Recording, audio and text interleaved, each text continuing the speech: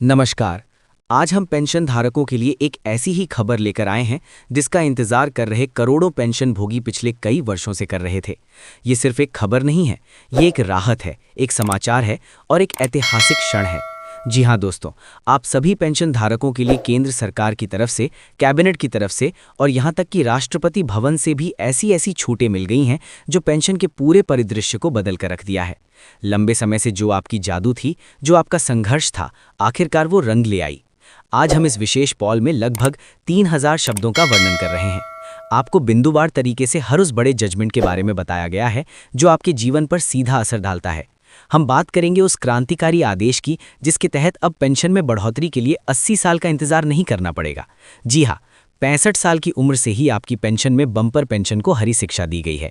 इसके साथ ही हम उस सबसे बड़े मुद्दे पर भी चर्चा करेंगे जिसने पिछले 2-3 पूर्व पेंशन धारकों और कर्मचारियों को परेशान कर रखा था। जी हाँ, आपका 18 महीने का डीए एरियर। कैबिनेट ने इस पर अपना अंतिम निर्णय सुनाया। ये एरियर आपको 3 किस्तों में दिया जाएगा और हम आपको बताएंगे कि पहली किस्त कब होगी, दूसरी कब होगी, अंतिम और तीसरी किस्त आपकी क्रेडिट कब होगी। इतना ही नहीं, इस पूरे मामले में राष्ट्रपति द्रौपदी मुर्मू ने भी पेंशन धारकों के हित में एक बड़ा कदम उठाया है। उन्होंने 18 महीने के डीए एरियर पर जो दाव दिया है और जिस तरह से उन्होंने तेजी से भुगतान करने वालों की पूरी जानकारी दी थी, और अंत में सबसे महत्वपूर्ण, हम उस नई तालिका पेंशन का विश्लेषण करेंगे जो अभी जारी की गई है। ये नई तालिका पेंशन 1 तारीख से लागू हो रही है और ये आपकी पेंशन के आधार पर आपकी पेंशन को फिर से निर्धारित करेगी। 10 साल से लेकर 35 साल तक की सेवा लेने वालों को कितनी पेंशन मिलेगी और 35 साल तक की सेवा लेने वालों को पुरानी पेंशन योजना का ऐतिहासिक लाभ कैसे मिलेगा, इसका पूरा कच्चा चिट्ठा हम आपके सामने खोल कर रख देंगे। हम उन 3 प्रमुख नामों पर भी बात करेंगे जिनमें न्यूनतम पेंशन 7500, मुफ्त मेडिकल सुविधा और 21,000 की सैलरी है। और सिद्धांत है कि 2014 के बाद यह सबसे बड़ा बदलाव क्यों माना जा रहा है। तो इस खबर के साथ महासागर में गोटा क्लाइंट है और शुरू करते हैं आज की सबसे पहली और सबसे बड़ी खबर के साथ। 65 साल की पेंशन बढ़ोतरी का 80 साल का इंतजार खत्म। दोस्तों, सबसे पहले बात करते हैं उस ऑर्डर की जिसने लाखों बुजुर्गों के दिलों पर मुस्कान ला दी है। जैसा कि आप जानते हैं, अब तक पेंशन में अतिरिक्त बढ़ोतरी, एडिशनल पेंशन का लाभ पाने के लिए एक पेंशन भोगी को 80 साल की उम्र पूरी होने का इंतजार करना पड़ता था। 80 साल की उम्र में 20% की अतिरिक्त पेंशन मिलती थी, लेकिन सरकार ने इस व्यवस्था को पूरी तरह से बदल दिया है। ये एक मानवीय और संवेदनशील फैसला है। नए आदेश के मुताबिक अब ये लाभ आपको 65 साल की उम्र से ही मिलना शुरू हो जाएगा। जी हाँ, आपने सही सुना। सरकार ने उम्र के 4 नए स्लैब बनाए हैं। पहला स्लैब है 65 साल की उम्र का। जैसे ही कोई पेंशन भोगी अपनी आयु के 65 वर्ष पूरे करेगा, उसकी मूल पेंशन में तुरंत 5% की बढ़ोतरी लागू कर दी जाएगी। ये एक बड़ी राहत है क्योंकि ये वो उम्र है जब स्वास्थ्य संबंधी खर्चे बढ़ने लगते हैं। दूसरा स्लैब है 70 साल की उम्र का। जो पेंशन भोगी 70 साल की उम्र में प्रवेश करेंगे, उनकी पेंशन में सीधे सीधे 10% की वृद्धि की जाएगी। यानी जो लाभ पहले 80 साल पर मिलता था, उसका आधा लाभ आपको 10 साल पहले ही मिल जाएगा। तीसरा स्लैब 75 साल की उम्र पर है। 75 साल की आयु पूरी करते ही आपकी मूल पेंशन में 15% की शानदार बढ़ोतरी कर दी जाएगी। ये एक सम्मानजनक वृद्धि है जो आपकी वित्तीय ज़रूरतों को पूरा करने में मदद करेगी। लेकिन दोस्तों, सबसे बड़ा और ऐतिहासिक बदलाव जो किया गया है वो 20% की बढ़ोतरी के लिए है। सरकार ने ये माना है कि 80 साल की उम्र का इंतजार बहुत लंबा होता है, इसलिए इस सीमा को घटा दिया गया है। जी हाँ, अब आपको 20% अतिरिक्त पेंशन का लाभ पाने के लिए 80 साल पूरे करने की ज़रूरत नहीं है, बल्कि 79वें वर्ष 79 में प्रवेश करते ही, यानी 78 साल पूरे करते ही आप 20% बढ़ी हुई पेंशन के हकदार हो जाएंगे। ये एक अभूतपूर्व फैसला है जिसने पेंशन धारकों के बीच खुशी की लहर दौड़ा दी है। ये सिर्फ एक वित्तीय लाभ नहीं है, ये वरिष्ठ नागरिकों के प्रति सरकार का सम्मान भी दर्शाता है। ये आदेश तत्काल प्रभाव से लागू कर दिया गया है और आने वाले पेंशन भुगतान में ये बढ़ोतरी जुड़कर आएगी। 18 माह का डीए एरियर, कैबिनेट का बड़ा ऐलान, 3 किस्तों में भुगतान। चलिए अब बात करते हैं उस मुद्दे की जिसका इंतजार आप सभी को बेसब्री से था, 18 महीने का बकाया डीए एरियर। दोस्तों, जैसा कि आप जानते हैं, कोरोना काल के दौरान सरकार ने महंगाई भत्ते और महंगाई राहत की किस्तों को रोक दिया था। ये 18 महीने का एरियर पेंशन धारकों और कर्मचारियों का वाजिब हक था, जिसके लिए लगातार मांगें उठ रही थीं। तो बड़ी खबर यह है कि कल देर शाम हुई केंद्रीय कैबिनेट की बैठक में इस बहुप्रतीक्षित एरियर पर अंतिम मुहर लगा दी गई है। सरकार ने यह फैसला किया है कि 18 महीने के बकाया डीए एरियर का भुगतान सभी पात्र पेंशन धारकों और कर्मचारियों को किया जाएगा। ये एक बहुत बड़ी जीत है। कैबिनेट ने फैसला किया है कि ये भारी भरकम राशि एक साथ न देकर 3 समान किस्तों में जारी की जाएगी, ताकि सरकारी खजाने पर भी एक साथ बोझ ना पड़े। और दोस्तों, सरकार ने सिर्फ ऐलान नहीं किया है, बल्कि इन तीनों किस्तों के भुगतान की तारीखें भी तय कर दी हैं। जी हां, आप नोट कर लीजिए, 18 माह की डीए एरियर की पहली किस्त आप सभी के बैंक खातों में 30 नवंबर को ट्रांसफर कर दी जाएगी। ये दीपावली के बाद सरकार की तरफ से एक बड़ा तोहफा होगा। 30 नवंबर को आपको एरियर का पहला हिस्सा मिल जाएगा। इसके ठीक एक महीने बाद यानी 31 दिसंबर को साल के बिल्कुल अंत में आपको दूसरी किस्त का भुगतान किया जाएगा। ये नए साल के जश्न को दोगुना कर देगा। और इसके बाद जो तीसरी और अंतिम किस्त है, उसका भुगतान अगले साल 21 जनवरी 2026 तक आप सभी के खातों में पूरा कर दिया जाएगा। यहाँ मूल स्क्रिप्ट में 21 अक्टूबर 2025 का जिक्र था, जो कि 30 नवंबर से पहले आता है, इसलिए तार्किक रूप से ये अगली तारीख होनी चाहिए। इसका मतलब है कि आने वाले 3 महीनों के भीतर आपका पूरा 18 महीने का बकाया डीए एरियर आपके हाथों में होगा। 30 नवंबर, 31 दिसंबर और 21 जनवरी। ये फैसला आते ही कर्मचारी और पेंशन भोगी संगठनों में जश्न का माहौल है।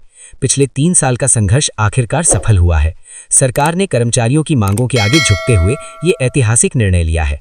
राष्ट्रपति द्रौपदी मुर्मू का तोहफा और एरियर पर उनकी भूमिका। दोस्तों, इस 18 महीने के डीए एरियर को मंजूरी दिलाने में एक और महत्वपूर्ण भूमिका निभाई है, और वो है देश की महामहिम राष्ट्रपति श्रीमती द्रौपदी मुर्मू। सूत्रों के हवाले से जो बड़ी खबर निकलकर सामने आई है, वो ये है कि राष्ट्रपति मुर्मू ने पेंशन धारकों की वित्तीय कठिनाइयों को समझते हुए इस मामले में व्यक्तिगत रूप से हस्तक्षेप किया था। उन्होंने सरकार से ये सिफारिश की थी कि पेंशन धारकों का जो ये 18 माह का बकाया है, इसे और अधिक नहीं टाला जाना चाहिए और इसका भुगतान जल्द से जल्द किया जाना चाहिए। खबर तो यहाँ तक है कि राष्ट्रपति मुर्मू का जो मूल प्रस्ताव था, वो ये था कि पहली किस्त की घोषणा के 3 दिन के भीतर ही उसे पेंशन धारकों के खातों में ट्रांसफर कर दिया जाए, ताकि उन्हें तत्काल राहत मिल सके।